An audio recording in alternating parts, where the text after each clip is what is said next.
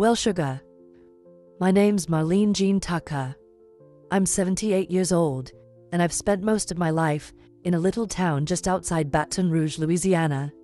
Can you smell that sweet magnolia in the air? That's where the story begins, on the front porch swing, where I used to rock slow as molasses, watching the cicadas hum and the sun drip its honey across my rose bushes. It's been gnawing at me lately, this memory I just can't shake, like a loose thread on a quilt that's starting to unravel. I reckon it's time I shared it with you, because sometimes the ghosts of our past keep us company until we face them head on. Back then, it wasn't the big grand moments that stopped my heart. It was all the little aches of being forgotten. After George passed, I watched that old rotary phone sit silent for days on end. Even on holidays, my children would show up late, bring store-bought casseroles, crowd around my wheelchair for a snapshot, then vanish like smoke.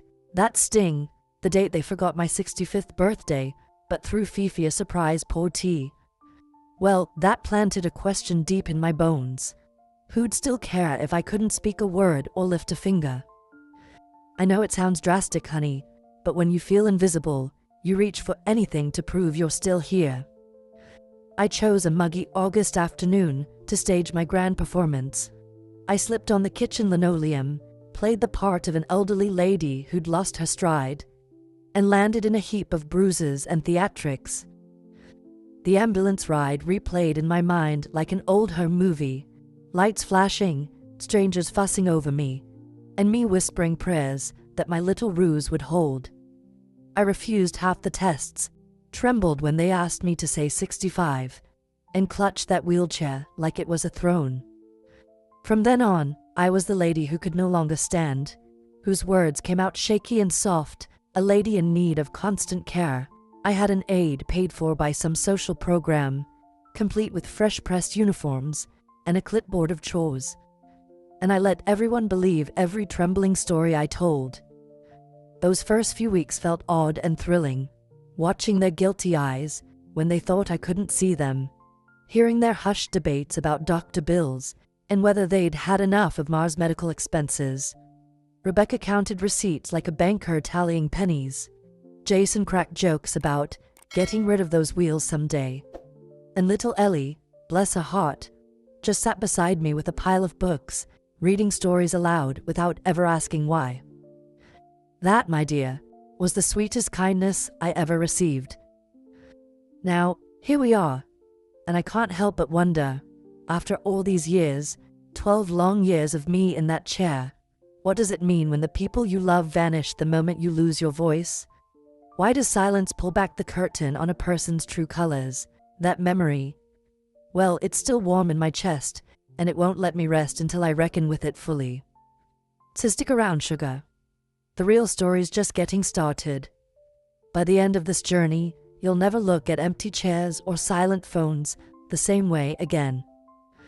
Back in those days, honey, my world was a patchwork quilt of sun-drenched cotton fields and the gentle lullaby of cicadas in the thick Louisiana heat. I was just a barefoot girl of 8 or 9, running through my grandmother's garden in my Sunday best, white dress, wide-brimmed straw hat tipped just so. And I'd stop to pinch a blossom from her roses, tucking it behind my ear before racing off to join my cousins down by the creek. Our little town outside Baton Rouge was the kind of place where everybody knew your name, and if you whispered a secret to the wind carried it all the way down Main Street by supper time.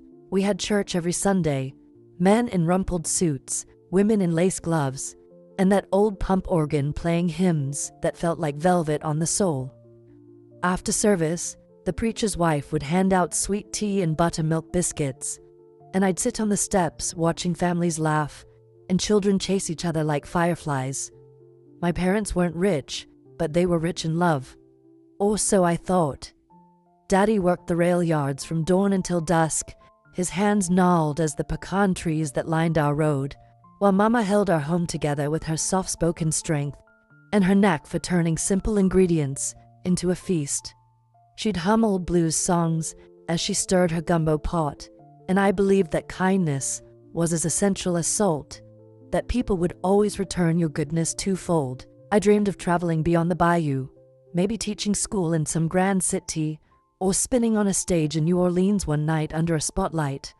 But my heart was tethered to that soft, humid air, and the lull of my family's voices calling me in for supper.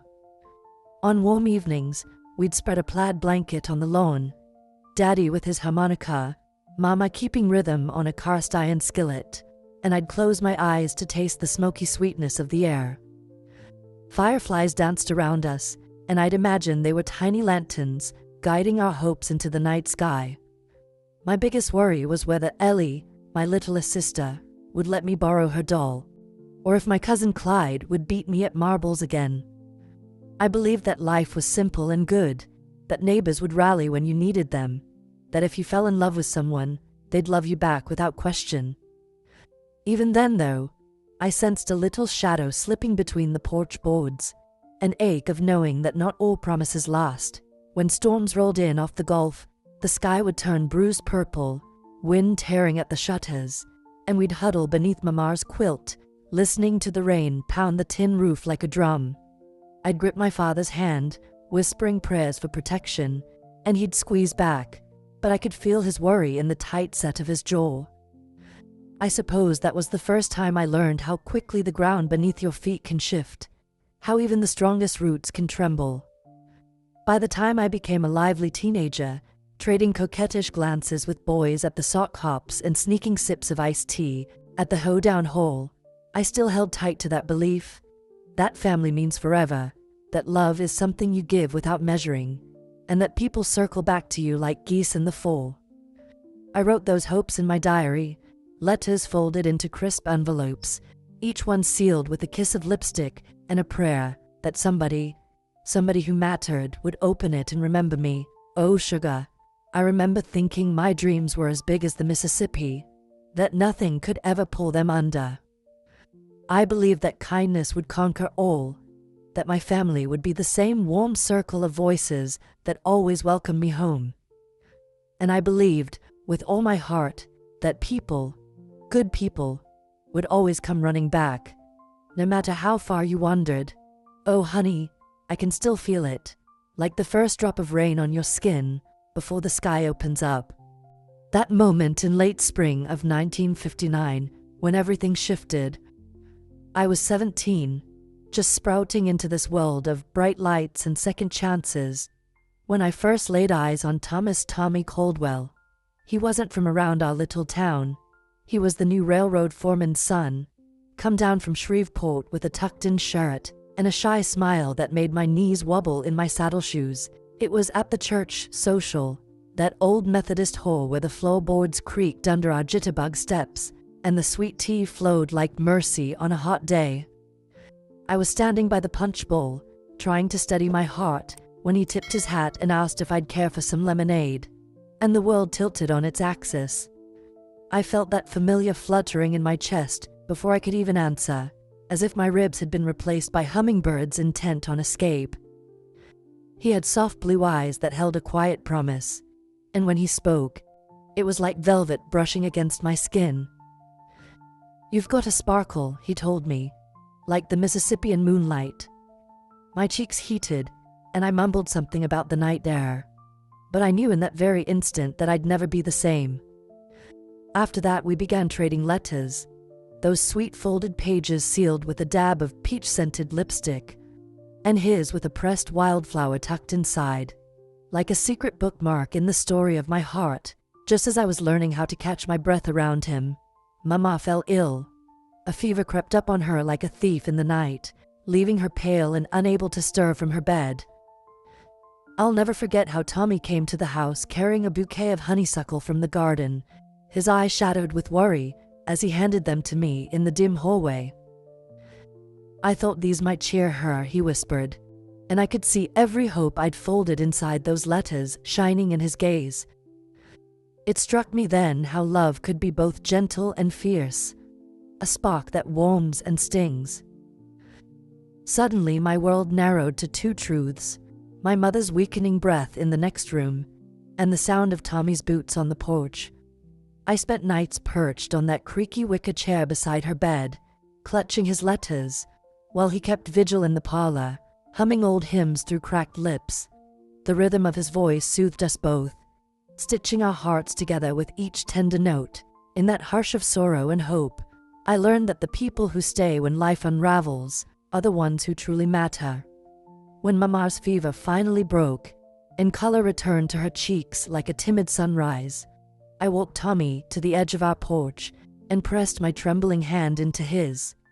I could barely speak, but my heart shouted the words, clear as church bells. "Thank you for not running away." He smiled that gentle smile and said, "I'm not going anywhere, sweetheart, not ever." That small miracle taught me that love isn't just a feeling, but a choice you make when the world gets heavy. It was the hinge upon which the rest of my story would swing. A reminder that, when you let someone in, you're trusting them with your very soul. In that sweet, dangerous moment, I learned that life's turning points often arrive dressed in kindness and unexpected bouquets, waiting for you to recognize them before they slip away. Oh, sugar, if you think faking a stroke was as simple as slipping on the linoleum and leaning into that wheelchair, you'd best think again. Those first weeks after I fell were a whirlwind of pitying glances and whispered prayers. But underneath it all, I was roiling with doubts and guilt that I could hardly swallow. It started the moment I wheeled myself into the living room and saw Rebecca perched on the sofa arm, counting our dwindling savings like a banker tallying coins. Jason sat nearby, laughing too loud at his own jokes as if he needed to fill the silence. They both patted my hand and told me, "Oh, Mama, bless your heart, we'll take care of you." But I saw the ledger in Rebecca's eyes, marking off each doctor's visit and each therapy session against the family budget. I felt a sharp pang of shame that I, their own mother, had become an expense they'd calculate just like groceries. The neighbors, too, caught wind of my misfortune. Mrs. Caldwell from down the street brought over a plate of potato salad, each bite tasting like salt and suspicion. She leaned close, voice low. "Are you sure you don't want a second opinion, Marlene?" I could hear the undertone asking whether I was faking it, playing some cruel trick on my own flesh and blood. Their eyes searched my trembling hands, my shaky speech, my every quiver, as if they believed every tremor was a false note waiting to be exposed. And my pride, oh honey, hiding that pride felt like stuffing a stiff corset tighter and tighter until I thought I might burst. Inside, I was a mess of contradictions. Part of me whispered, "You're a genius, Marlene, you showed them," while another part wept in the quiet corners of my heart, terrified that any accidental flicker of strength would give me away. Some nights I woke in a cold sweat, convinced I'd spoken too clearly, or pressed too firmly on the armrest. I lay in the dark, counting my breaths, steeling myself for the day the lie unraveled. I resented my reflection in the mirror, the pale-faced woman staring back with eyes wide in a helplessness I had manufactured. Shame clung to me like the humid Louisiana air, making every simple request, an extra pillow, a glass of water, a dagger to my dignity. The real blow was how quickly voices rose around me. Rebecca snapped, "Mama, do you need more therapy sessions this week? We can't keep running up expenses." Jason quipped, "Maybe you'll be walking again by Christmas. How about we bet on it?" I plastered on a weak smile and nodded like a wounded bird, my heart thudding with anger. Not at them, but at myself for letting it go this far. I longed for Ellie's quiet presence, her steadying hand, but even sweet Ellie began to drift away, caught up in her own busy life, and leaving me to sit alone in that chair. Daylight slipped through lace curtains, painting ghostly patterns on the floor, and I felt more alone than ever.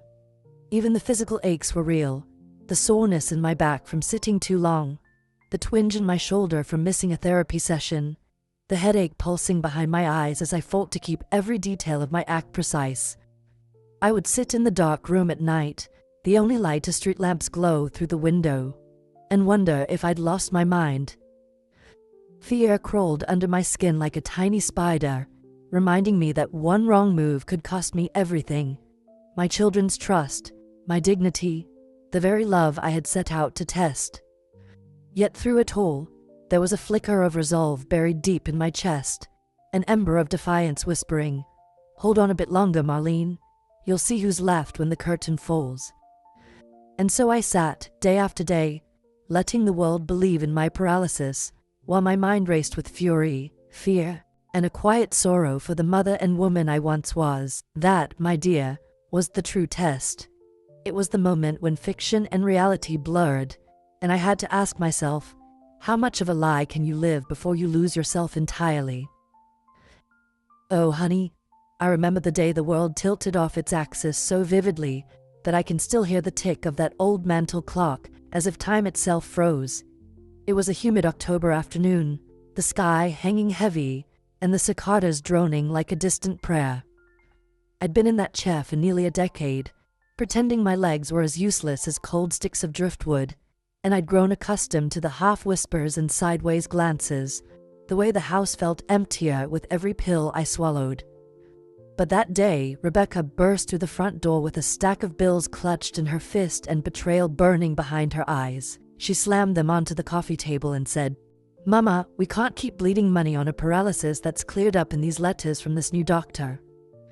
I watched her lips move, but I couldn't make myself believe it until I felt the blood pound in my ears and realized the mask I'd worn for 12 years was cracking.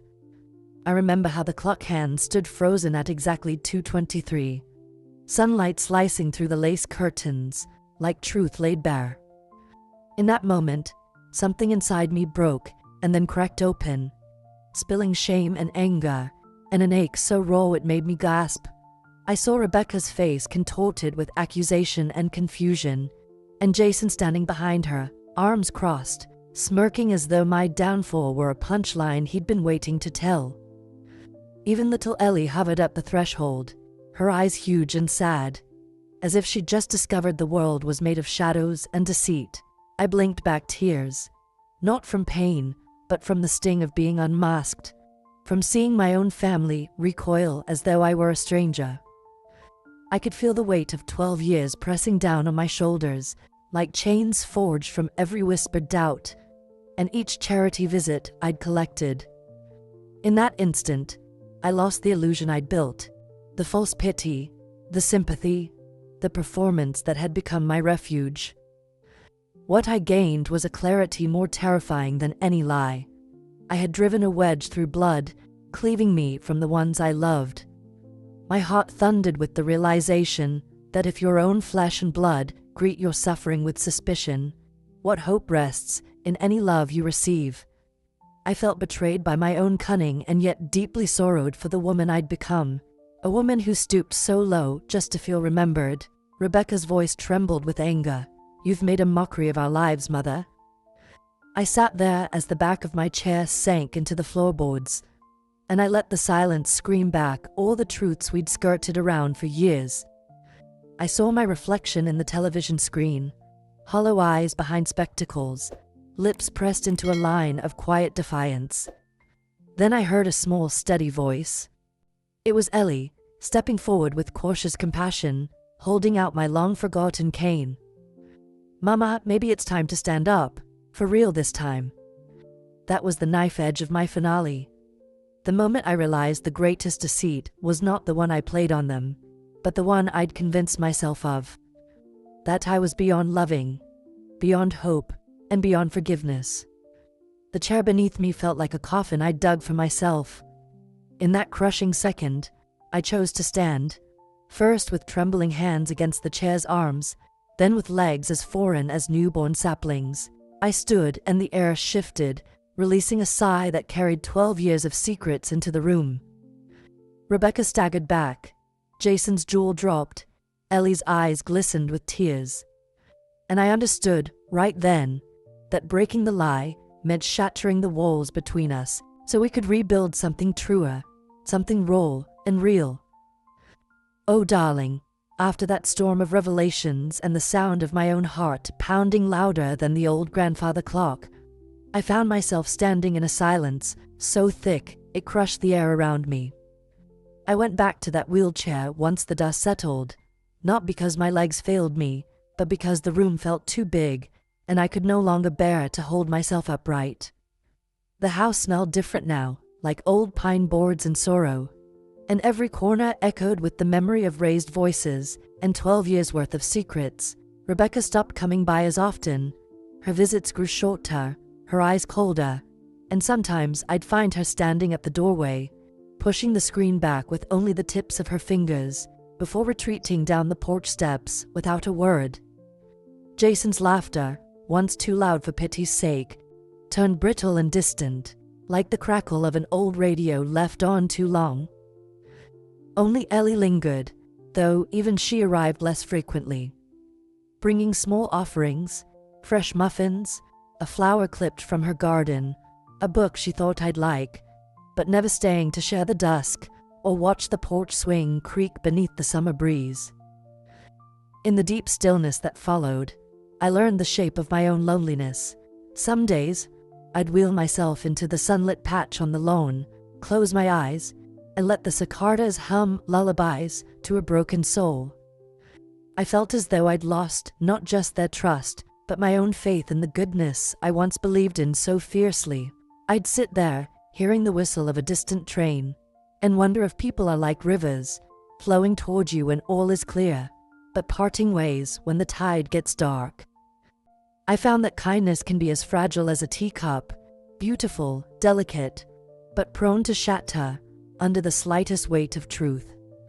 Yet, in that great hush of loss, a strange thing happened. I began to notice what remained.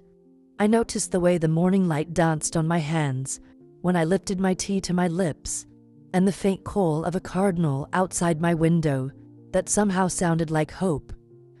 I noticed the soft quilt Mama stitched for me, folded neatly at the foot of my bed, every stitch a testament to her faith in me long before I lost faith in myself.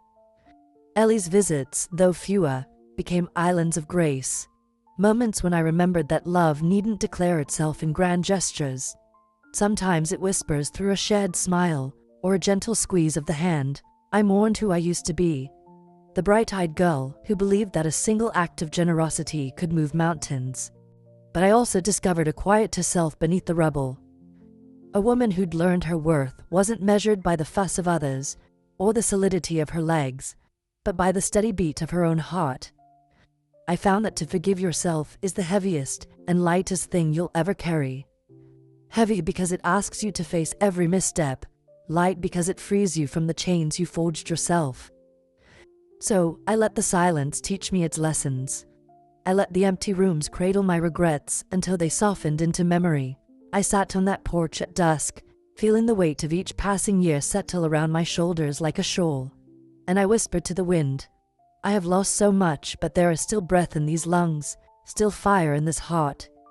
In that fragile admission, I felt a spark of something I thought had died, a spark of acceptance, and perhaps, someday, a flicker of trust rekindled in the promise that even after the deepest silence, love can still find its way home.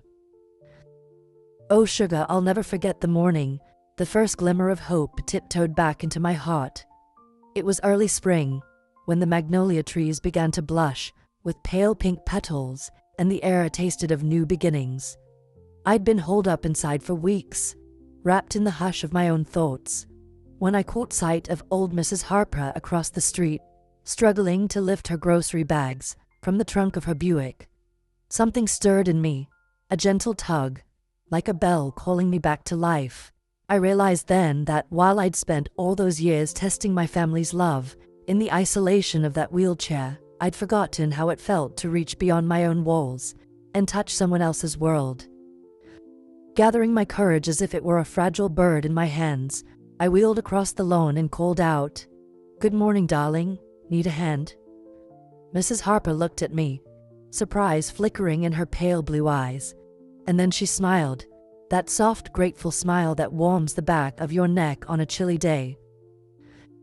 We managed those bags together, her chattering about grocery lists and church potlucks, and me listening like I'd been starved for conversation. After she drove off, I sat on my porch swing and felt a warmth bloom in my chest, a warmth I'd thought was long since spent. In that simple act, offering help without expectation, I realized I'd unlocked a door inside myself that had been rusted shut by 12 years of silence and sorrow. From that moment, I began to see my world in soft focus again. I started small, writing letters to old friends I hadn't spoken to in years, dropping them off at the post office with a heart full of apologies and a wish for renewed connections. I planted a row of zinnias along the garden path where my cane used to click against the cobblestones, letting my fingers brush the rich soil as I sowed seeds of color and possibility. At first my hands trembled, but each time I leaned into the dirt, I felt the earth whisper back, "You're alive, Marlene. You still have purpose." One afternoon, Ellie came by with a stack of library books she'd curated just for me. Volumes on Southern cooking, memoirs of strong women, and even a battered copy of the New York Times Sunday magazine. We sat in the sunroom, her reading aloud, as I nodded off to the lilt of her voice, rediscovering the comfort of being present for someone else. Then I asked her to help me host a small book club for the neighborhood ladies. I wanted a reason to comb my hair, slip into a nice dress, and share stories over mint juleps on my veranda. Ellie's eyes lit up and she said, "I'll help you, Grandma. I'll invite them all." That little book club turned into Wednesday afternoons of laughter and shared memories. Mrs. Caldwell bringing peach cobbler, Mr. Bradley from 2 doors down, telling stories of his time in the Navy, and even Rebecca, managing to appear once in a while, curiosity softening her normally guarded gaze. I found myself leaning forward in my chair, hanging on each word, contributing my own tales of childhood mischief and love lost and found.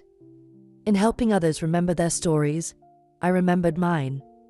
I remembered that the world outside my pain was still filled with kindness and community, that a single invitation could break the ice around lonely hearts. As the weeks passed, I began to walk again. Tentatively at first, with the cane clutched in one hand and hope in the other. Each step was a declaration that life hadn't ended at my betrayal.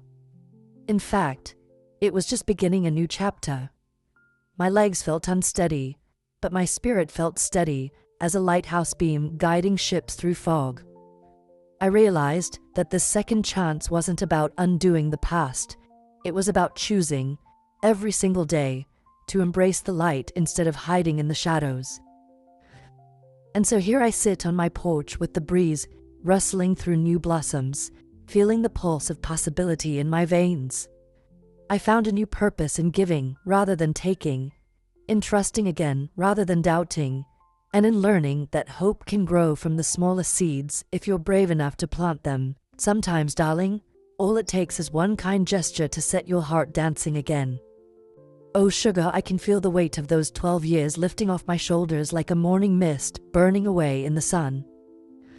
I sat on the porch at dawn, magnolia petals drifting around me like confessions, and realized the day had come to lay down the burdens I'd carried for so long. I reached into the wicker basket beside my chair and pulled out that old medical file, pages yellowed with time, full of notes I'd faked, prescriptions I'd never filled, tests I'd refused. I held it in my trembling hands, feeling each crease and scribble as though they were scars etched onto my skin. For a moment, I hesitated, heart thudding, because that file was proof of my greatest deception, and also the symbol of my deepest pain. Then I heard a gentle voice inside me whisper, "It's time to let go." I took a deep breath, closed my eyes, and let the stack of papers slip through my fingers, fluttering into the pale morning air like wounded birds. I watched them scatter across the lawn, carried off by the breeze, and felt something inside me crack open. Sadness for the loss, yes, but also relief, as if I'd unlocked a door I didn't even know was sealed. In that act of release, I wasn't just discarding lies. I was shedding 12 years of fear and shame, forgiving myself for the desperate gamble I'd made, and choosing to step into the light of truth. When the last sheet danced away, I rose from my chair, legs steady beneath me, and let the cane fall to the grass. I felt the familiar tremor of legs that had lain dormant for so long, and I welcomed it, because it reminded me that life is a series of trembling first steps toward something new. I stood there with arms outstretched like sails catching wind, and let the sun warm my face. I thought of Rebecca and Jason and Ellie, of their shocked faces when they discovered the truth, and I knew I had to ask for their forgiveness. Not because it would heal everything, but because it was the only honest way forward. I made my way inside, the floorboards creaking like old friends greeting me home, and found Ellie in the sunroom, with a fresh quilt in her lap. Her eyes were soft, and when I told her I'd burned my file, she reached out and took my hand. That simple touch was more powerful than any apology. It told me that forgiveness is a gift you give to both the giver and the receiver, that sometimes the most courageous act is opening your heart to new beginnings. Over the coming days, I called Rebecca and Jason, first awkwardly, then with growing confidence, and told them I was done hiding. I said, I chose to live on, without claims, without regrets, just on. Their voices trembled with emotion as we spoke. We didn't have instant reconciliation. There were tears, angry silences, and tentative conversations. But each time we spoke, I felt the walls between us shifting, mortar loosening, until one afternoon, Rebecca arrived with a pie she'd baked herself, arms trembling as she handed it over, and Jason showed up later with his guitar, playing an old hymn that made my chest ache with memory. In letting go of my deception, I found that truth can be more liberating than any performance. Acceptance wasn't the end of a journey, but the start of a new one. One where I could walk with honest steps, speak with an unburdened voice, and open my front door without fearing what lay beyond. And so here I am, not as the woman who faked her paralysis, but as the woman who learned to stand again, true to herself, true to her family, and true to the promise that every sunrise brings the chance to choose life, love, and forgiveness once more. Oh, darling, after all the twists and turns, the tears and the laughter, I've learned that life doesn't hand out perfect scripts. Sometimes it hands you a crooked line you never saw coming, and you've got to learn to improvise. I spent years believing that love was measured by how loudly someone declared it, or how many times they knocked at my door. But now I know the truest kind of love often whispers in the smallest of gestures. A hand offered without question, a letter slid under a door. The simple act of sharing a quiet afternoon together. I discovered that people don't always return exactly what you give them. Sometimes they give back something richer, truer, born from the space where your hearts meet. I once thought that life's worth was counted in grand reunions and tearful apologies, but the real treasure lies in the everyday moments. Ellie's soft humming as she arranges flowers on the mantel, Rebecca pausing on the porch to watch the sunset with me, Jason's laughter echoing down the hallway when he drops by to strum a tune.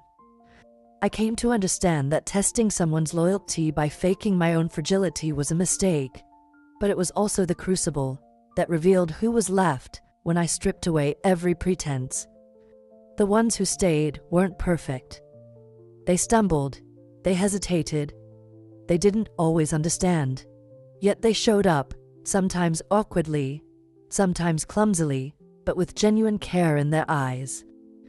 That is the kind of love that endures, not the flashy declarations, but the steadfast presence, the willingness to sit in uncomfortable silence, the resolve to rebuild trust one honest conversation at a time.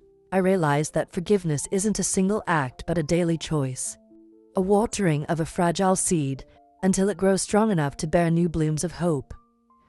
Perhaps the greatest truth I carry now is that we don't have to wait for everyone to change before we choose to live fully. We don't need each person in our lives to read our minds or meet our every need before we grant ourselves permission to find joy. You can dare to step out onto your own porch of possibility, lean into the breeze, and let your heart learn to beat again in the rhythm of your own choosing. It struck me that sometimes the people we love most are the last to see our transformation, that their own fears and regrets cloud their vision, yet that doesn't diminish the value of your own growth. If you wait for every light to turn green before you drive forward, you may never leave the driveway. So maybe it's time you stopped waiting for your phone to ring or your doorbell to chime before you decide to shine.